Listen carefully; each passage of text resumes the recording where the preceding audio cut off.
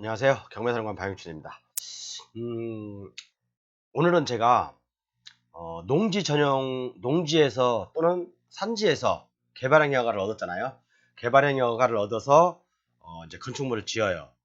그런 것들의 주의점들, 그 농지 전용과 산지 전용의 차이점에 대해서, 또 농지와 산지의 개발행 허가 차이점에 대해서 우리가 또 대응 방향이 좀 다르거든요, 각각요. 그런 거에 대해서 한번 간단하게 핵심 사항만 말씀드리면서 설명해 드려 볼게요. 자, 이 물건이 있는데 지금 3번의 미납 사건이 발생했어요. 제가 이제 일전에 강의를 했던 물건이죠.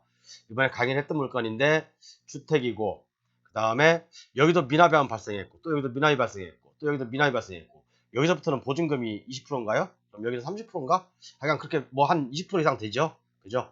그런데 계속해서 미납이 지금 발생되고 있어요. 이걸 제가 말씀드리면서 그랬잖아요.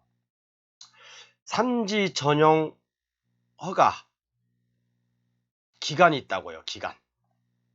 그런데 농지 전용 허가 기간은 없어요. 농지에는 전용 허가 기간이 없어요.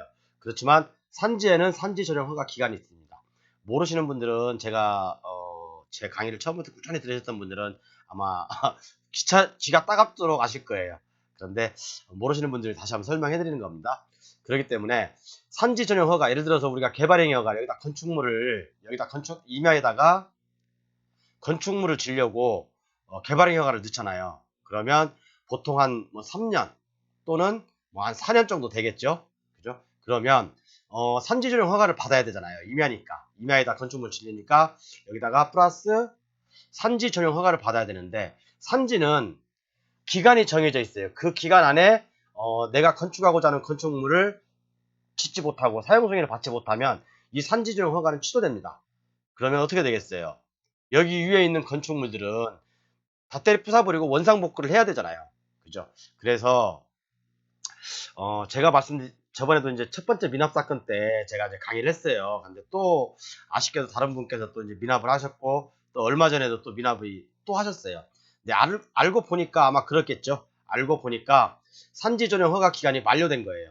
산지 전용 허가 기간이 만료돼서 위에 있는 건축물을 때려 부숴서 다시 산지로 원상복구를 하고, 다시 1년 후에 처음부터 다시 개발행 허가를 넣어야 되는 어떤 그런 단점이 있는 거죠. 그러면 우리가 이 가격을 지금 이 감정가는요, 이 감정가는 지금 상당히 높게 돼 있는 거예요. 감정가는 지금 거의 뭐 지목이 대로 거의 판단해서 감정을 한 거거든요. 하다 보니까 좀 상당히 좀 모순이, 잘못하면 속을 수가 있어요. 그래서 여기 보시면 제시의 건물도 포함되어 있네요. 그죠? 건물도 포함되어 있고, 또 밑으로 좀 내려볼게요. 여기 나와 있죠? 건물 등기부에 보면, 자, 가처분 등기의 촉탁으로 인해서 등기를 한 거거든요. 이 건물을요. 그러면 건축물 대장은 없어요. 건축물 대장이 없다는 것은 뭐죠? 그 전에 사용 승인을 안 받았다는 얘기잖아요. 그죠? 사용 승인을 안 받았으니까 그냥 이 채권자가, 여기에 있는 채권자가 이 건물 소유자를 대위해서 그냥 그 법원에 등기를 한 거예요. 등기를 한 것 뿐이지 실질적으로 건축물 대장도 없고요. 사용 승인도 안 받았어요. 자, 그러면 나와 있잖아요, 여기요. 이게 나와 있는데 이분이 이제 아마 간과하고 낙찰을 받으신 것 같아요. 뭔 내용인지 잘 몰랐을 거예요. 양평군 사실조회 회신에 따르면 건축 신고에 따른 산지 전용 허가가 만료돼요.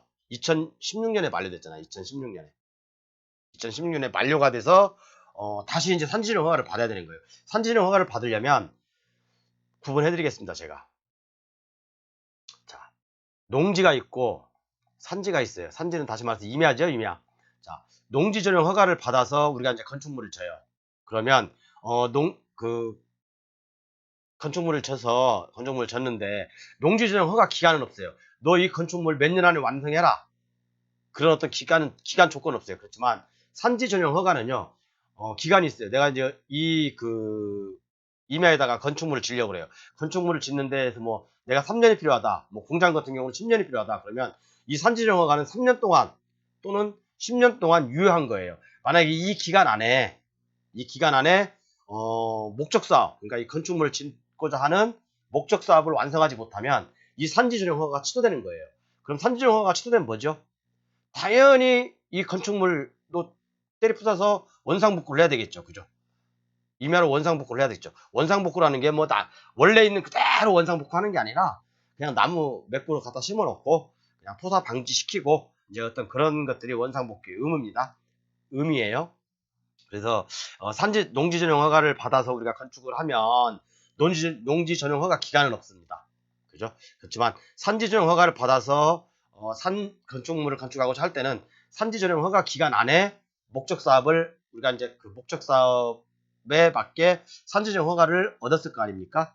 그러면 그 안에 우리가 그 목적 사업을 완성해야 돼요. 안 그러면 산지 전용이 취소돼서 처음 다시 해야 됩니다. 그럼 우리가 자 농지에 예를 들어서 이제 이게 논이야, 논인데 여기에 건축 허가권이 살아 있어요. 그리고 여기에 임야야, 임야인데 임야에 건축 허가권이 살아 있어. 아니면 뭐 건물을 짓다 말았어요. 여기도 건물을 짓다 말았어요. 농지 같은 경우는 건물을 짓다 말아도 이걸 뭐 짓다 말아다 아이고 씨야. 건물을 짓다가 중지되다 하더라도 그죠? 이 건물을 때리 부술 필요는 없습니다. 그렇지만 산지에다가 임야에다가 건축물 허가를 받아서 건축물 짓던 도중에 또는 건축물을 완성 못했어. 산지 전용 허가 기간이 지났어. 그러면 건물을 때리 붓고 다시 지어야 됩니다. 다시 처음부터 시작해야 돼요.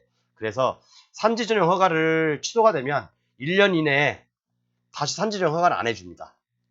그리고 또 개발행 허가 같은 경우는요. 개발행 허가 같은 경우는 지자체마다 틀려요. 어떤 지자체는 개발행 허가, 그러니까 건축물을 짓고자 하는 어떤 그런 목적 사업을 내가 취소하잖아요. 그럼 5년까지 그 같은 토지에 개발행 허가권을 안 주는 경우도 있고요. 뭐 지자체 조례마다 틀립니다. 이건 지자체에서 알아보시면 돼요. 그래서 이런 경우가 있으니까 한번 참고하시고요. 자, 그럼 제 교재를 한번 볼게요. 이게 지금 최종 마무리 서머리예요.